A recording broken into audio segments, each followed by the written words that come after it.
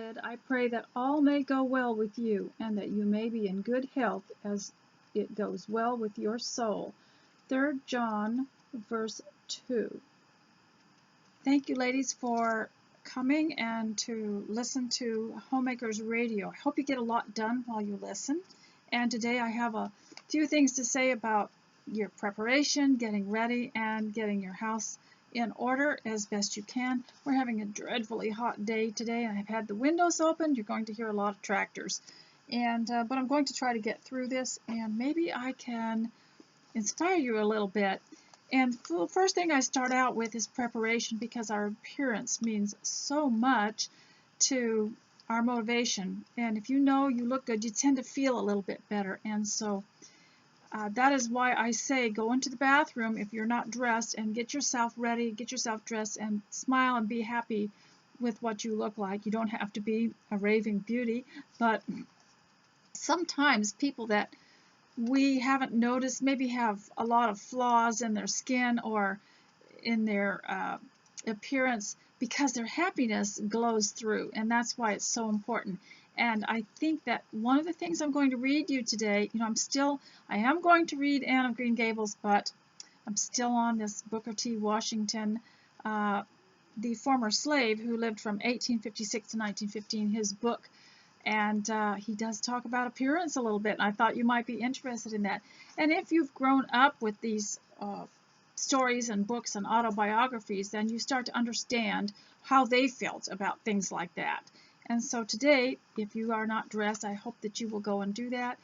And even if you don't have anything feminine to wear or something pretty that you really enjoy, at least make sure your clothes are clean, they smell nice, press them, make them special. And so today I'm going to read a little bit about this because it has to do with appearance, and I hope that you get a lot done. But before you go, I want to show you my teacup. It matches that painting. Yes, I have acquired an old painting. A friend came by yesterday and we exchanged things we didn't want anymore. And she gave me that, and I gave her some of lesser value. I'm pretty sure she's probably already pawned it off on somebody else. But we usually kind of exchange a few things that we don't want anymore. We like to run it past each other first before we donate it elsewhere. And my little cup seems to match pretty well that painting, which I really like. And this is I took her through my house and I showed her my lake room and my cabin in the forest room and my ship room and my train room and all the things that kind of evoke a different atmosphere, and how much fun I've had doing that, and also naming my rooms in this little manse, the cottage, so I call. And so today I'm going to, and I'd like to talk to you more about that, making your house more interesting in that sort of thing. And of course it's more fun if you have children around, because they really enjoy that. It's like going to a different place. And so I'm going to read from Booker T. Washington's book, and some people have had a hard time finding this, but I should probably put a picture on it and put the name of it. The trolls are probably raking me over the coals for reading this, but I like an autobiography because it is written by the person themselves. And to me, that's the best history you can go to. Instead of reading about this man, you read what this man wrote. And many people are becoming quite impressed with his mother, because she taught him how to. She wasn't educated herself and could not read or write. And he was born into slavery, but he was there when his mother announced the emancipation of the slaves. And so he writes about his experience in this new world and this new life that he had. And the last time I read to you was a kind of sad part about the filth of the northern area that he went to from the south, where he thought he would have a better life in the coal mines. And he talks about the living conditions and how filthy they were and how hard it was there. And he said it was actually much better in the South, in the slave quarters, because he said at least they had pure air to breathe, and there were strict rules about cleanliness and the way people lived. And it was kind of, I left you on a sad note there, but he talks a lot about the things that we talk about, that I talk to you about in preparation for the job ahead. And that was his goal. So last time we left off where he had been admitted to an institution called Hampton, and he was thinking that he would be refused because he hadn't hadn't had a bath in a while and hadn't had a set of clean clothes, but he had taken care of this room called the recitation room, and he had cleaned it so well that the teacher had said, "I guess you can be admitted." And he said, "The sweeping of the recitation room, in the manner that I did it, seems to have paved the way for me to get through Hampton. Miss Mary F. Mackey, the head teacher, offered me a position as a janitor. This, of course, I gladly accepted." Just let me check my settings and make sure I have my sound on, because some people have said they have a hard time hearing me. This, of course, I gladly accepted, because it was a place where I could work out nearly all the cost of my room and board. The work was hard and taxing, but I stuck to it. I had a large number of rooms to care for, and I had to work late into the night, while at the same time I had to rise by 4 o'clock in the morning in order to build the fires and have a little time in which to prepare my lessons. In all my career at Hampton, and ever since I have been out in the world, Miss Mary F. Mackey, the head teacher to whom I have referred, proved one of my strongest and most helpful friends. Her advice and encouragement were always helpful and strengthening to me in the darkest hour. Can you think that how ever occurred to you that real greatness is people like this that encouraged someone else? You know, we think of him as greatness because he wrote a book and he created the Tuskegee Institute and he helped so many people be educated. But look at who he admired: his mother, the woman that he worked for as a helper in a house that was so strict, and now this woman, Miss Mary F. Mackey, strongest and most helpful friends, and her advice and encouragement were always helpful and strengthening to me in the darkest hour. No one can put a price on that, can they? And we think of some of these movements that are so great to apparently help people, but what about the home? What about advice and encouragement and strengthening other people? And the home is where you're going to make the greatest difference, because that's where you help other people in their destiny. And it is, to me, you can't put a price on it. Nobody can put a price on love, and love is so important, and love in the home in particular. You know, de Tocqueville, Alexis de Tocqueville, and I have read several things that he has written. He was the Frenchman that came to America in the late, I believe it was early 1800s, late 1700s, and he wrote about America, but so often in his books referred to the home, referred to what he saw going on at home, what the women did, what the men did, and how happy people were, and what kind of life they lived in. It was all about the home, wasn't it? So home is where really we're going to make a difference, and where your strength is, where your life is, and where you can accomplish something. I have spoken of the impression that was made upon me by the buildings and general appearance of the Hampton Institute, but I have not spoken of that which made the greatest and most lasting impression upon me, and that was a great man, the noblest, rarest human being that it has ever been my privilege to meet. I refer to the late General Samuel C. Armstrong. Now, I don't know anything about him, so I will read the footnote. Samuel Chapman Armstrong, 1839 to 1893, former officer in the Union Army and founder in 1868 of Hampton Institute, the industrial school on which Washington's Tuskegee Institute was modeled. I shall always remember the first time I went into his presence. He made the impression upon me of being a perfect man. I was made to feel that there was something about him that was superhuman. It was my privilege to know the general personally from the time I entered Hampton until he died, and the more I saw of him, the greater he grew in my estimation. One might have removed from Hampton all the buildings, classrooms, teachers, and industries, and given the men and women there the opportunity of coming into daily contact with General Armstrong, and that alone would have been a liberal education. The older I grow, the more I am convinced that there is no education one can get from books and costly apparatus that is equal to that which can be gotten from contact with great men and women. Now, this is what you homeschoolers need to remember. When my children, when we first entered homeschooling, I thought, well, I better order some books. And then what I got the art literature readers and some McGuffey readers. But as I began to read some things in there, I thought, the literature that I grew up with and the stories that I read were just as good. You don't have to have, quote, homeschool materials. You just have to have things that have good quality and good character in them. But he says here something very important. He says, the older I grow and more I am convinced that there is no education which one can get from books and costly apparatus that is equal to that which can be gotten from contact with great men and women. And as you grow older, then you have to be considered that contact for the young ones. So that's why you have to grow in wisdom and in understanding. Instead of studying books so constantly, how I wish that our schools and colleges might learn to study men and things. That is so interesting because is it Ecclesiastes that talks about the endless amount of books and the great amount of learning? That books are endless, and once you get started in them, there's no ending. General Armstrong spent 2 of the last 6 months of his life in my home in Tuskegee. At that time he was paralyzed to the extent that he had lost control of his body and voice in a very large degree. Notwithstanding his affliction, he worked almost constantly night and day for the cause to which he had given his life. I never saw a man who completely lost sight of himself, who so completely lost sight of himself.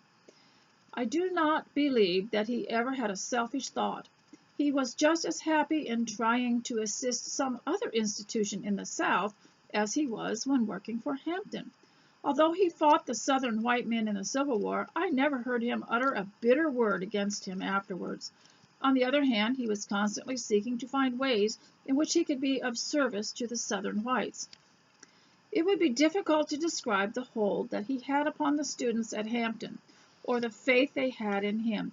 In fact, he was worshipped by his students. Now, in those days, poetry, literature, anything, biography, when they used the word worship, it did not mean worship like we worship God or Christ. It was that they liked him, that they looked up to him. I know there's been a lot of controversy about that recently because people do not understand how figures of speech are used. But honestly, in some of the old poetry, I've seen Christians diss old poetry sometimes because they see the word worship in there and it's not about God. But even in old wedding ceremonies, the husband would say, "And with my body I thee worship," and it just had a different meaning. There is almost no request that he could have made that would have not been complied with. Now that is interesting. That as a parent, as a grandparent, if you develop a personality and a character that is so pleasing and good and reliable that you could ask for anything and probably get it, then that is such a quality to have. When he was a guest at my home in Alabama and was so badly paralyzed that he had to be wheeled about in an invalid's chair, that used to be called an ambulatory, but now it's just a wheelchair. I recall that one of the general's former students had occasion to push his chair up a long, steep hill that taxed his strength to the utmost. When the top of the hill was reached, the former pupil, with a glow of happiness on his face, exclaimed, "I am so glad that I have been permitted to do something that was real hard for the general before he dies." While I was a student at Hampton, the dormitories became so crowded that it was impossible to find room for all who wanted to be admitted. In order to help remedy the difficulty, the general conceived the plan of putting up tents to be used as rooms. As soon as it became known that General Armstrong would be pleased if some of the older students would live in the tents during the winter, nearly every student in the school volunteered to go. I was one of the volunteers. The winter that we spent in those tents was an intensely cold one, and we suffered severely. How much, I am sure, General Armstrong never knew, because we made no complaints. It was enough for us to know that we were pleasing General Armstrong, and that we were making it possible for an additional number of students to secure an education. More than once during a cold night, when a stiff gale would be blowing, our tent was lifted bodily, and we would find ourselves in the open air. The general would usually pay a visit to the tents early in the morning, and his earnest, cheerful, encouraging voice would dispel any feeling of despondency. I have spoken of my admiration for General Armstrong, and yet he was but a type of that Christ-like body of men and women who went into the Negro schools at the close of the war by the hundreds to assist in lifting up my race. The history of the world fails to show a higher, purer, and more unselfish class of men and women than those who found their way up into those Negro schools. Life at Hampton was a constant revelation to me, was constantly taking me into a new world. The matter of having meals at regular hours, of eating on a tablecloth, using a napkin, the use of the bathtub and of the toothbrush, as well as the use of sheets upon the bed, were all new to me. I sometimes feel that almost the most valuable lesson I got at the Hampton Institute was in the use and value of the bath. I learned there for the first time some of its value, not only in keeping the body healthy, but in inspiring self-respect and promoting virtue. In all my travels in the South and elsewhere since leaving Hampton, I have always in some way sought a daily bath. To get it sometimes when I have been the guest of my own people in a single-roomed cabin has not always been easy to do, except by slipping away to some stream in the woods. I have always tried to teach my people that some provision for bathing should be part of every home. For some time while at Hampton, I possessed but a single pair of socks, and when I had worn these until they became soiled, I would wash them at night and hang them by the fire to dry, so that I might wear them again the next morning. The charge for my board at Hampton was $10 per month. I was expected to pay a part of this in cash and to work out the remainder. To meet this cash payment, as I have stated, I had just 50 cents when I reached the institution. You know who I'd like to see read this book? Mr. Reagan on the Mr. Reagan video blog. I think he would sound really good reading about this man. Aside from a very few dollars that my brother John was able to send me once in a while, I had no money with which to pay my board. I was determined from the first to make my work as janitor so valuable that my services would be indispensable. This I succeeded in doing to such an extent that I was soon informed that I would be allowed the full cost of my board in return for my work. The cost of tuition was $70 a year. This, of course, was wholly beyond my ability to provide. If I had been compelled to pay the $70 for tuition, in addition to providing for my board, I would have been compelled to leave the Hampton School. General Armstrong, however, very kindly got Mr. S. Griffiths Morgan of New Bedford, Massachusetts, to defray the cost of my tuition during the whole time that I was at Hampton. After I finished the course at Hampton and had entered upon my life work at Tuskegee, I had the pleasure of visiting Mr. Morgan several times. After having been for a while at Hampton, I found myself in difficulty because I did not have books and clothing. Usually, however, I got around the trouble about books by borrowing from those who were more fortunate than myself. As to clothing, when I entered Hampton, I had practically nothing. Everything that I possessed was in a small hand satchel. My anxiety about clothing was increased because of the fact that General Armstrong made a personal inspection of the young men in ranks to see that their clothes were clean. Shoes had to be polished. There must be no buttons off the clothing and no grease spots. To wear one suit of clothes continually while at work and in the classroom, and at the same time keep it clean, was rather a hard problem for me to solve. In some way I managed to get on till the teachers learned that I was in earnest and meant to succeed, and then some of them were kind enough to see that I was partly supplied with second-hand clothing that had been sent in barrels from the North. These barrels provided a blessing to hundreds of poor but deserving students. Without them, I question whether I could have ever gotten through Hampton. When I first went to Hampton, I do not recall that I ever slept in a bed that had 2 sheets on it.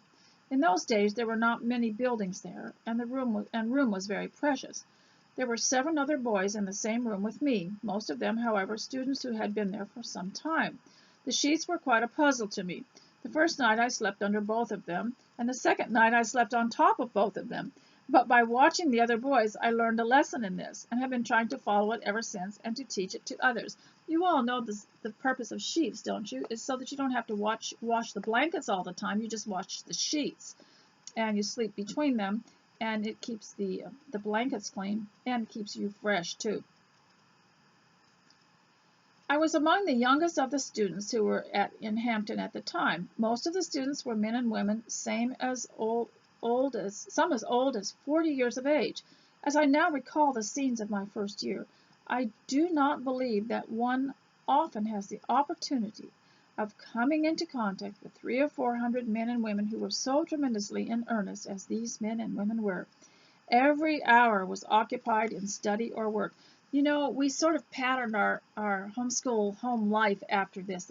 It was so intense because we didn't want to waste time, we didn't want to lose time, and there was so much to do, and we always felt like time was short, life was short, and I knew, of course, how fast children grow, and I had so much I wanted to do with them, and still haven't done it all. And sometimes I'll read something out of this and then call one of the children and read it to them again, even though they're now grown up and have their own children. Nearly all had enough actual contact with the world to teach them the need of education. Many of the older ones were, of course, too old to master the textbooks very thoroughly, and it was often sad to watch their struggles, but they made up in earnestness much of what they lacked in books. Many of them were as poor as I was, and besides having to wrestle with their books, they had to struggle with a poverty that prevented them the necessities of life. Many of them had aged parents who were dependent on them, and some of them were men who had wives whose support in some way they had to provide for. The great and prevailing idea that seemed to take possession of everyone was to prepare himself to lift up the people of his own home. No one seemed to think of himself. And the officers and teachers, what a rare set of human beings they were.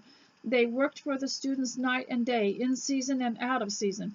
They seemed happy only when they were helping the students in some manner.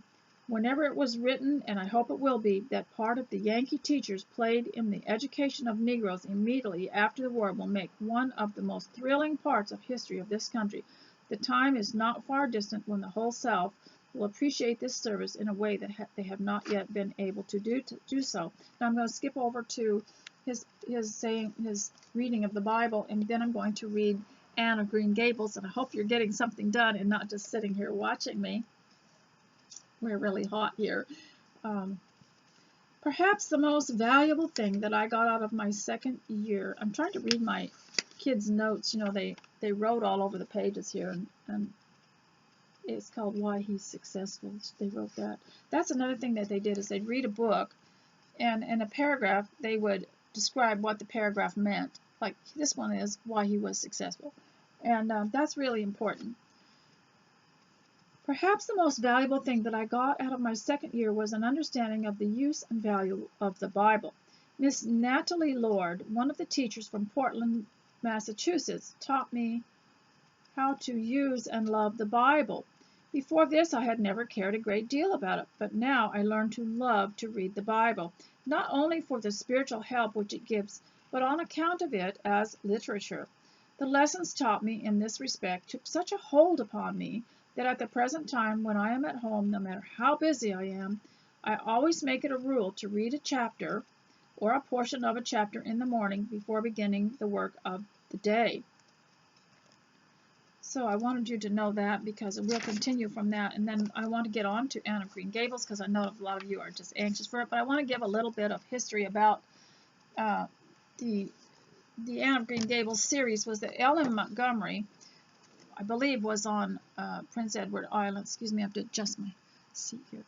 And it was an era of the North America in which orphans, I don't know what happened. There was something going on with orphans, because my mother's mother was an orphan who came out on an orphan train from Nova Scotia to Alberta to live with two aunts.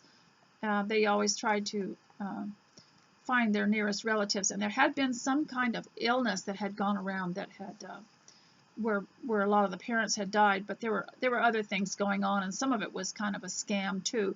But I don't want to get into that. But so when Ellen Montgomery she published these long before that, and my mother's family loved these stories. Orphan stories were very popular. You remember Pollyanna was one that was written in the United States, and then also Louisa May Alcott wrote one about orphans, and I guess they were also on a drive to encourage people to appreciate them and to bring them into their homes and the value that they had as human beings. And so I loved, my mother loved them, and I got very sick one year out on the homestead, and something, we don't know what it was, but I got so ill, and it was just weeks and weeks, and she had my father go to the library and bring home all the Anne of Green Gables books he could find, and she read them. She sat beside my bed, and she would read them. But Ellen Montgomery, she had long words. She was very wordy, very erudite, and so my mother had to stop and look up the words for me, and the story never really gelled for a while because she had to stop and make so many breaks. So Anne of Green Gables, and also they've made several movies called Anne of Green Gables, and some of the producers and directors and writers had to admit that they had to tread on thin ice. They had to walk up a thin line, because everybody that has read Anne of Green Gables has made up their own mind what she looked like, how red her hair was. Now, I'm the daughter of a very flaming red. My mother's hair was very flaming red, but they called it a strawberry blonde, very bright, and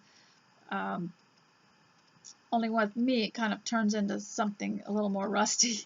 And they all had their idea about what she looked like and what her personality was like. So when they chose the actors and actresses and the characters, they said they had to really be careful, because everybody had a high place in their heart for this story. And in a way, I guess we see ourselves in her as girls, who have disappointments. And when you're around 8 years old to 12 years old, you do have dreams, and you have disappointments too. And so Ellen Montgomery expressed Anne perfectly for any girl, even if she wasn't an orphan.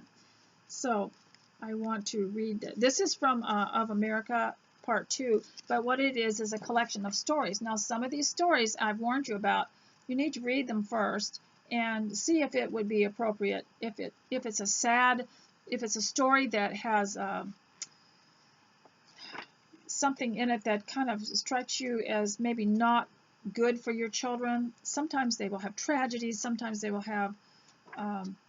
That's why instead of getting one of these books that has a collection of stories, I would just choose the book itself and read that. Have my children read that. So I want to read this, and it's called Anne of Green Gables by Lucy Maud Montgomery. And this is the little drawing of the cheerful, optimistic Anne. She looks just like my granddaughter looks, and my daughter looked at that age, just bright-eyed and cheerful.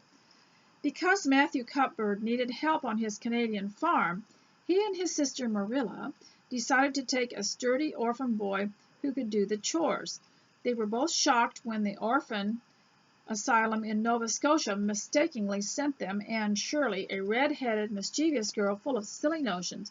The following chapters from Anne of Green Gables tell how Anne came to live at Green Gables. Now, I have seen some people who don't understand Anne of Green Gables, have never watched the movies, have never read the books. They will see a portion of it or read a portion of it and just judge her as being some kind of rebellious girl, but that's not how it is. And so I ask you to give her a chance, okay? Marilla Cuthbert is surprised. Marilla came briskly forward as Matthew opened the door. But when her eyes fell on the odd little figure in the stiff, ugly dress with the long braids of red hair and the eager, luminous eyes that stopped short in amazement, she said, now, this will evoke the scene if you've seen the movie Anne of Green Gables. I don't know, it's the 1980s edition, maybe early 1990s. And she's sitting there at the train station by herself, and Matthew's walking around looking for a boy, and he just walks past her. He just overlooks her. And she, I guess, introduces herself, and they kind of figure out there was a mistake made. So she said, Matthew Cuthbert, who's that? She said, where's the boy? Well, there wasn't any boy, said Matthew wretchedly. There was only her. Now, the book describes Matthew as being rather quiet, maybe even a little passive, but a hard worker, and he just kind of does what his sister directs him to do because I guess they both inherited this farm from their parents, and neither one of them married, and but they needed help. He nodded at the child, remembering that he had never even asked her name. No boy, said Marilla, but there must have been a boy. We sent word to Mrs. Spencer to bring a boy. Well, she didn't. She brought her. I asked the station master, and I had to bring her home. She couldn't be left there alone, no matter where the mistake had come in.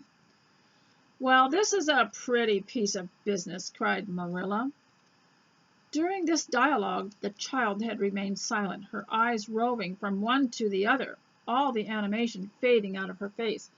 Suddenly she seemed to grasp the full meaning of what had been said. Dropping her precious carpet-bag, she sprang forward in a step and clasped her hands. You don't want me? She cried. You don't want me because I'm not a boy? I might have expected it. Nobody ever did want me. I might as well have known it was all too beautiful to last. I might have known nobody really did want me. Oh, what shall I do? I'm going to burst into tears. And burst into tears she did, sitting down on a chair by the table, flinging her arms upon it and burying her face in them. She proceeded to cry stormily. Marilla and Matthew looked at each other across the stove. Neither of them knew what to say or do. Finally, Marilla stepped lamely into the breach. Well, well, there's no need to cry about it, she said. Well, yes, there is a need. The child raised her head quickly, revealing a tear-stained face and trembling lips. You would cry, too, if you were an orphan. Does that remind you of a 1950s song, You Would Cry, Too, if it happened to you? You would cry, too, if you were an orphan and had come to a place you thought was going to be home and found out they didn't want you because you were a boy. Oh, this is the most tragical thing that has ever happened to me. Something like a reluctant smile, rather rusty from long disuse, mellowed Marilla's grim expression. Later on in the ending of the books, Anne said Marilla was never one to give away too much cheerfulness. Well, don't cry any more. We're not going to turn you out of doors tonight. You'll have to stay here until we investigate this affair. What's your name? The child hesitated for a moment. Would you please call me Cordelia? She said eagerly. Call you Cordelia? Is that your name? No, it's not exactly my name, but I would love to be called Cordelia. It's such a perfectly elegant name. I don't know what on earth you mean. If Cordelia isn't your name, what is it? Anne Shirley reluctantly faltered forth the owner of that name. But oh, please do call me Cordelia. It can't matter much to you what you call me, if I'm only going to be here a little while, can it? And Anne is such an unromantic name. Unromantic fiddlesticks, said the unsympathetic Marilla. Anne is a real good, plain, sensible name. You've no need to be ashamed of it. Oh, I'm not ashamed of it, explained Anne, only I like Cordelia better. I've always imagined that my name was Cordelia. At least, I always have of late years. When I was young, I used to imagine it was Geraldine, but I like Cordelia better now. But if you call me Anne, please call me Anne spelled with an E. What difference does it make how it's spelled? Asked Marilla with another rusty smile as she picked up the teapot. Oh, it makes such a difference. It looks so much nicer. When you hear a name pronounced, can't you always see it in your mind just as it was printed out? I can. And A-N-N looks dreadful, but A-N-N-E looks so much more distinguished. You know, that's how I think, too. When I hear something, I see it spelled out. And that's what the Writing Road to Reading helps children do, to think and pronounce how they see it in their minds. If you'd only call me Anne, spelled with an E, I shall try to reconcile myself to not being called Cordelia. Very well, then, Anne, spelled with an E. Can you tell us how this mistake came to be made? We sent word to Mrs. Spencer to bring us a boy. Were there no boys at the asylum? Oh, yes, there was an abundance of them, but Mrs. Spencer said distinctly you wanted a girl about 11 years old, and the matron said she thought I would do. You don't know how delighted I was. I couldn't sleep all night for joy. Oh," she added reproachfully, turning to Matthew, "why didn't you tell me at the station that you didn't want me, and just leave me there? If I hadn't seen the White Way of Delight and the Lake of Shining Waters, it wouldn't be so hard." "What on earth does she mean?" demanded Marilla, staring at Matthew. "Uh," Matthew said. "She's just referring to some conversation we had on the road," said Matthew hastily. "I'm going out to put the mare in, Marilla. Have tea ready when I get back." "Did Mrs. Spencer bring anybody over besides you?" continued Marilla, when Matthew had gone out. "She brought Lily Jones for herself. Lily's only 5 years old, and she's very beautiful. She has nut brown hair. If I was very beautiful and had nut brown hair, would you keep me?"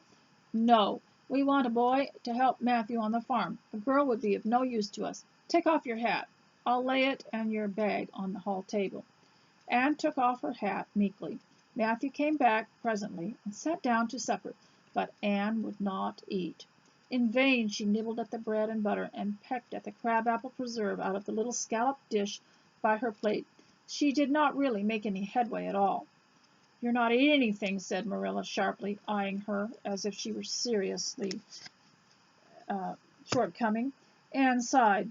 "I can't. I'm in the depths of despair. Can you eat when you're in the depths of despair?" "I've never been in the depths of despair, so I can't say," responded Marilla. "Weren't you? Well, did you ever try to imagine you were in the depths of despair?" "No, I didn't."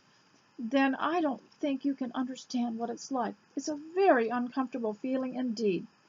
When you try to eat, a lump comes right up into your throat and you can't swallow anything. Not even if it was a chocolate caramel. I once had a chocolate caramel 2 years ago, and it was simply delicious. I've often dreamed since then that I had a lot of chocolate caramels, but I would always wake up just when I was going to eat them. I do hope you won't be offended because I can't eat. Everything is extremely nice, but I still cannot eat."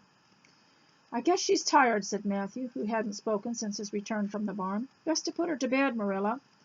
Marilla had been wondering where Anne should be put to bed. She had prepared a couch in the kitchen chamber for the desired and expected boy, but although it was neat and clean, it just did not seem the right thing to put a girl there somehow. But the spare room was out of the question for such a stray waif, so there remained only the east gable room. Marilla lighted a candle and told Anne to follow her, which Anne spiritlessly did, taking her hat and carpetbag from the hall table as she passed. The hall was fearsomely clean, and the little gable chamber in which she presented herself seemed still cleaner. Marilla set the candle on the three-legged, three-cornered table and turned down the bedclothes. "I suppose you have a nightgown?" she questioned. Anne nodded. "Yes, I have two. The matron of the asylum made them for me. They're fearfully skimpy. There is never enough to go around in an asylum, so things are always skimpy, at least in a poor asylum like ours. I hate skimpy night dresses, but one can dream just as well in them as in the lovely trailing ones with frills around the neck. That's one consolation." You know, we can learn a lot from Anne of Green Gables. How she dreamed on a more positive side. She did get depressed and she was quite negative, but she always came up out of it. "Well, undress as quick as you can and go to bed. I'll come back in a few minutes for the candle. I daren't trust you to put it out yourself. You'd likely set the place on fire." She was probably referring to, in the book, sometime when they were discussing orphans with the neighbor. The neighbor said, "Oh, you shouldn't get an orphan because I read about an orphan that set the house on fire." So there was a bad reputation for orphans. When Marilla had gone, Anne looked around at her wistfully. The whitewashed walls were so painfully bare and staring that she thought they must ache over their own bareness. The floor, too, except for a round braided mat in the middle, such as Anne had never seen before. In one corner was the bed, a high, old-fashioned one with 4 dark, low-turned posts. In the other corner was the aforesaid three-cornered table adorned with a fat red velvet pincushion, hard enough to turn the point of the most adventurous pin. Above it hung a little 6-by-8 mirror. Midway between the table and bed was the window with an icy white muslin frill over it, and opposite was the washstand. It would be quite a challenge, wouldn't it, if a play or movie production unit was trying to copy all of this, the red velvet pincushion and the the little flimsy curtain to get it to uh, reflect how it's written. The whole apartment was a rigidity not to be described in words, but which sent a shiver to the very marrow of Anne's bones. With a sob, she hastily discarded her garments, put on the skimpy nightgown, and sprang into the bed, where she buried her face downward into the pillow and pulled the clothes over her head. When Marilla came up for the light, various skimpy articles of raiment scattered most untidily upon the floor, and certain tempestuous appearance of the bed were the only indications of any presence save her own. She deliberately picked up Anne's clothes, placed them neatly on a prim yellow chair, and then, taking the candle, went over to the bed. "Good night," she said a little awkwardly, but not unkindly. Anne's white face and big eyes appeared over the bedclothes with startling suddenness. "How can you call it a good night when you know it must be the worst night I've ever had?" she said reproachfully. Then she dived down under the covers again. Marilla went slowly down to the kitchen and proceeded to wash the supper dishes. "Well, this is a pretty kettle of fish," she said wrathfully. That's a figure of speech. "This is what comes of sending word instead of going ourselves. Richard Spencer's folks have twisted that message somehow. One of us will have to drive over and see Mrs. Spencer tomorrow, that's certain. This girl will have to be sent back to the asylum." "Yes, I suppose so," said Matthew reluctantly. "You suppose so? Don't you know it? Well, now, she's a real nice little thing, Marilla. It's kind of a pity to send her back when she's so set on staying here. Matthew Cuthbert, you don't mean to say you think we ought to keep her?" "Matthew Cuthbert," she said. Matthew's astonishment could not have been greater if Matthew had expressed a predilection for standing on his own head. "Well, now, no, I suppose not exactly," stammered Matthew, uncomfortably driven into a corner for his precise meaning. I suppose we could hardly be expected to keep her." "I should say not. What good would she be to us?" "Well, we might be some good to her," said Matthew suddenly and unexpectedly. I love these attitudes portrayed in here. Sometimes when I'm having to do a grim job, instead of thinking how it's not really going to be in my benefit, I think of how it's going to benefit someone else. "Matthew Cuthbert, I believe that child has bewitched you. I can see as plain that you want to keep her." "Well, now, she's a real interesting little thing," persisted Matthew. "You should have heard her talk coming from the station." This is where she described all these places, and she called them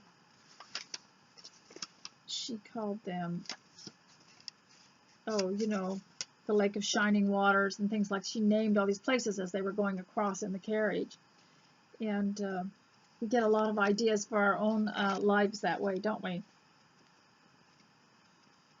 "Oh, she can talk fast enough. I saw that at once. It's nothing in her favor either," said Marilla. "I don't like children who have so much to say. I don't want an orphan girl, and if I did, she isn't the style I'd pick out. There's something I don't understand about her. No, she's got to be dispatched straight away back to where she came from." "I could hire a French boy to help me," said Matthew, "and she'd be company for you." "I'm not suffering for company," said Marilla shortly, "and I am not going to keep her." "Well, now, it's just as you say, of course, Marilla," said Matthew, rising and putting his pipe away. "I'm going to bed." To bed went Matthew, and to bed, when she had put her dishes away, went Marilla, frowning most resolutely, and upstairs in the east gable a lonely, heart-hungry, friendless child cried herself to sleep. Now I'm going to have to read more of it tomorrow because it's so long. But while I was reading this, a thought kind of went across my brain and out real quick. I lost it. But in these times and in troubled times, can you think of how you might be of benefit to someone, how you could ask God to prepare you and to make you useful in his service to someone else and to him when life gets back to normal, but also how can we serve God in a time that is difficult and when life is not normal, and how can we teach our children this? And I think, I heard this story for the first time when I was about 6 years old, and it has affected me ever since. Just the affected me the most was the fact that Anne could recover from all the hardship, from all the things that happened to her. Today we're having a problem with people not wanting to put the past behind them, not wanting to recover and learn from it and gain strength from it and use it in a way that's more productive. So that's why I think that's one of the beauties of Anne of Green Gables. I still have 10 minutes. Maybe I'll read 10 more minutes to you. And I'm hoping that you're getting something done while you're listening. And those of you who haven't seen Anne of Green Gables, now the one that is my favorite is the one that was done in the, I believe, in the early 1990s, I'm sure, the 1990s version. Okay, this is a delightful chapter called Morning at Green Gables, and there's a painting of her looking out the window there, which I just love.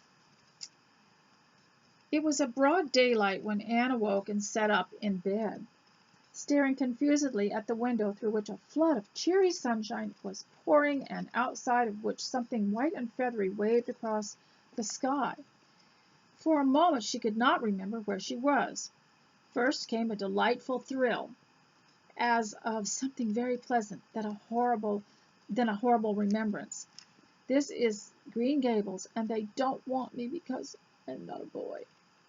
But it was morning, and yes, it was a cherry tree in full bloom outside her window.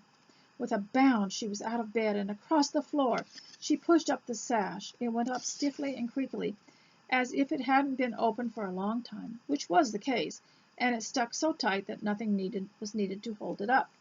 Anne dropped on her knees and gazed out into the June morning, her eyes glistening with delight. Oh, wasn't it beautiful? Wasn't it a lovely place? Suppose she wasn't really going to stay here.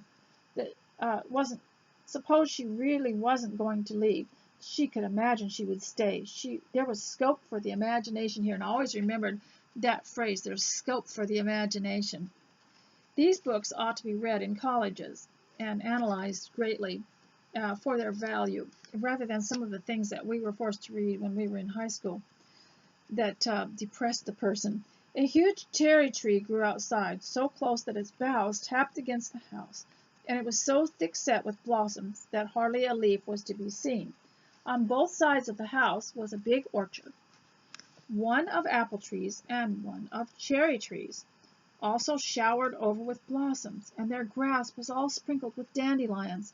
In the garden below were lilac trees, purple with flowers, and their dizzily sweet fragrance drifted up to the window on the morning wind. Below the garden, a green field, lush with clover, sloped down to the hollow where the brook ran and where scores of white birches grew, upspringing airily out of the undergrowth, suggestive of delightful possibilities in ferns and mosses. Beyond it was a hill, green and feathery. There was a gap in it with a gray gable at the end of the house that she had seen from this lake of shining waters. Off to the left were the big barns, and beyond them, away down over the green, low-sloping fields, was a sparkling blue glimpse of the sea. And was this in Prince Edward Island? Yes. Anne's beauty-loving eyes lingered on it, taking everything greedily in. She had looked on so many unlovely places in her life, poor child, but this was as lovely as anything she had ever dreamed.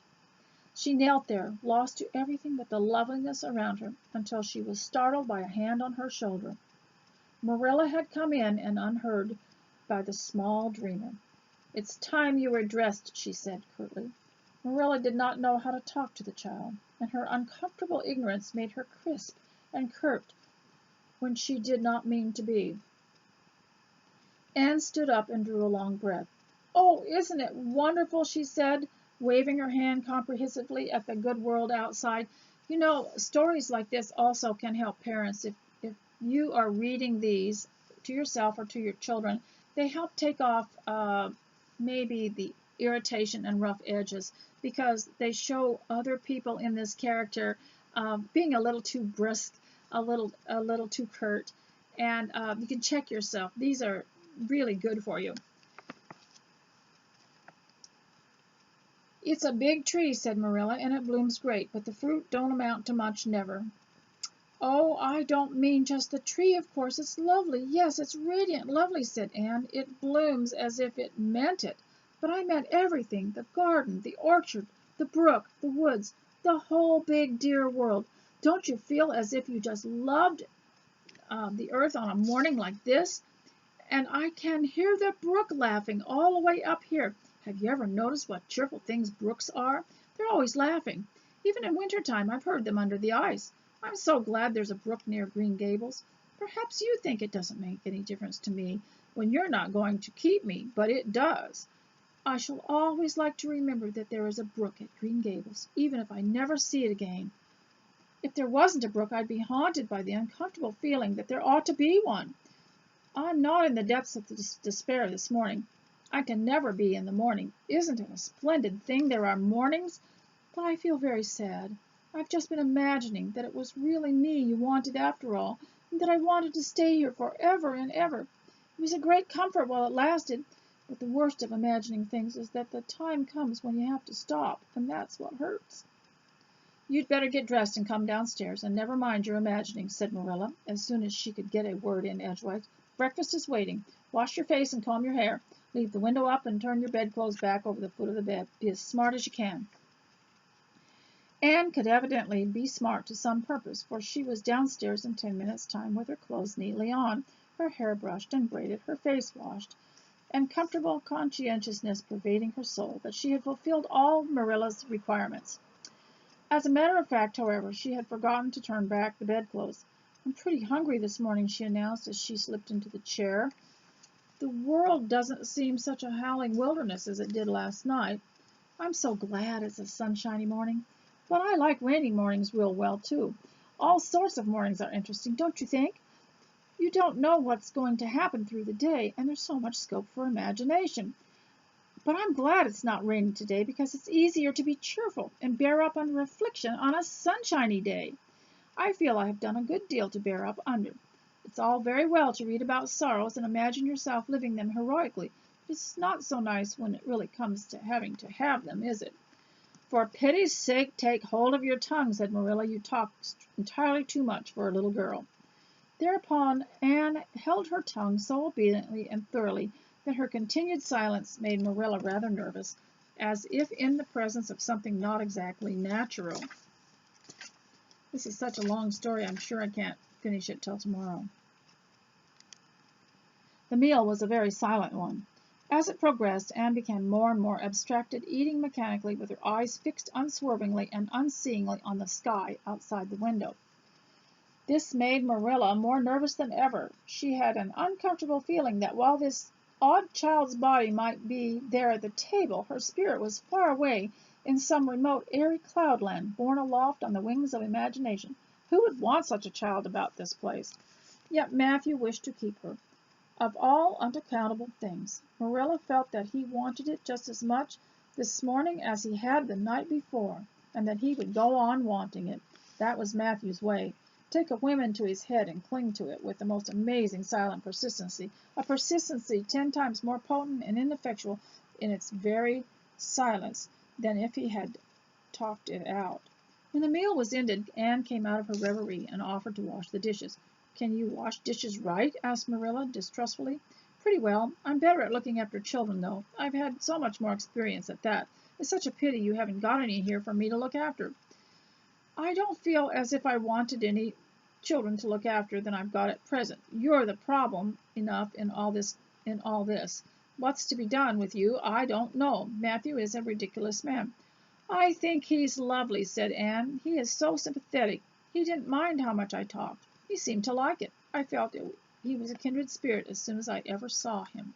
Okay, now I am going to stop, but I am going to suggest something in relation to this and all the things that I have read, and I read about Booker T. Washington and his attitude towards his appearance and cleanliness, and even in here where it's mentioned, even as an orphan, Anne wanted to be a real person, a normal person, and wanted to dress nicely for Marilla. And I would like to say that during this time, in the year 2020, some of us need to be careful not to be sorry that we didn't use the time for our betterment or for accomplishing something, or like I decided, well, I would start a little booklet and kind of make some notes about things that I did, things that I wanted to do, things that people that I saw or heard from, letters that I got, just kind of record it all. We're going to look back and be sorry that we just waited for the times to get better, and wish that we had used the time to make life better for ourselves at home, whether it's self-improvement. And I mentioned that I had joined many instructional videos so that I could learn new things and have more time to do that, or whether it's something you want to improve about yourself, maybe your strength, maybe exercise, maybe things that you have never gotten around to doing, bookshelves that need to be cleaned, rooms that need to be arranged, maybe you want to improve your talents, maybe you want to learn something new. We need to be careful that we don't look back on this year as a time where we sat around waiting for something to happen. Never wait for the world to get better. Never wait for the world to improve. Just improve yourself and improve your life at home. That's where it matters, and that's where we can find the ultimate happiness.